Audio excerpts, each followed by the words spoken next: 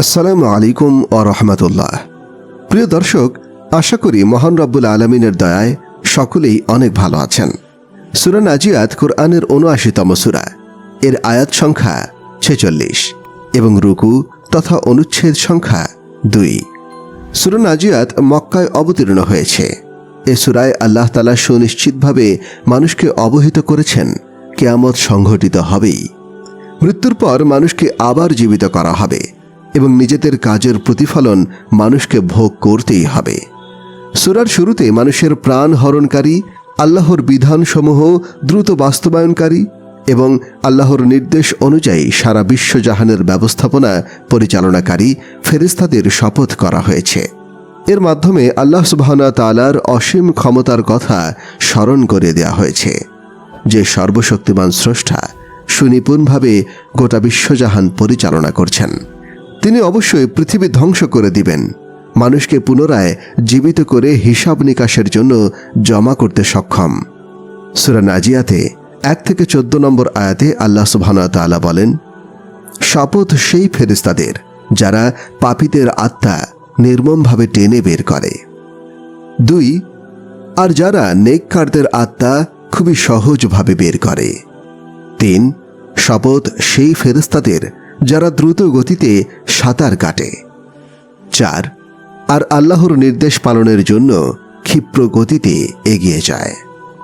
৫, অতঃপর সব কাজের ব্যবস্থা করে। ৬, সেদিন প্রথম সিংহাধ্বনি প্রকম্পিত করবে। ৭, একে অনুসরণ করবে পরবর্তী সিংহাধ্বনি। ৮, কত হৃদয় সেদিন ভয়ে ভীত হয়ে পড়বে। ৯, তাদের দৃষ্টি ভীতি বিহ্বলতায় অবনমিত হবে। ১০, তারা বলে, আমাদের কি আগের অবস্থায় ফিরে আনা হবে? ১১, আমরা গলিত অস্থিতে পরিণত হওয়ার পরও? ১২, তারা বলে, তাই যদি হয় তাহলে তো এটা সর্বনাশা প্রত্যাবর্তন। ১৩, এটা হবে এক বিকট আওয়াজ। ১৪, সহসাই তারা খোলা ময়দানে আবির্ভূত হবে। এই আয়াতগুলো থেকে যে শিক্ষা ও নির্দেশনা আমরা পাই: ১, আল্লাহ তাআলা অসীম ক্ষমতার অধিকারী। এই মহাবিশ্ব তার ক্ষমতা ও পরিচালনার অধীন।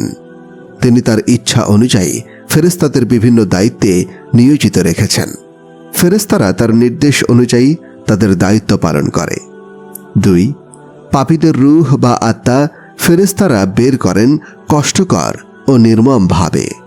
বিপরীতে নেক বান্দাদের আত্মা দ্রুত কষ্টহীনভাবে বের করা হয়। ৩, কিয়ামত সংঘটিত হবেই এবং মানুষ হিসাব নিকাশের জন্য পুনরায় জীবিত হবেই, তাই সেজন্য প্রস্তুতি গ্রহণ করা আমাদের কর্তব্য। ৪, কিয়ামতের দিন অবিশ্বাসীরা ভীত বিহ্বল হয়ে পড়বে। ভয়াবহ পরিণতি চিন্তা করে তাদের মাথা ঝুঁকে পড়বে।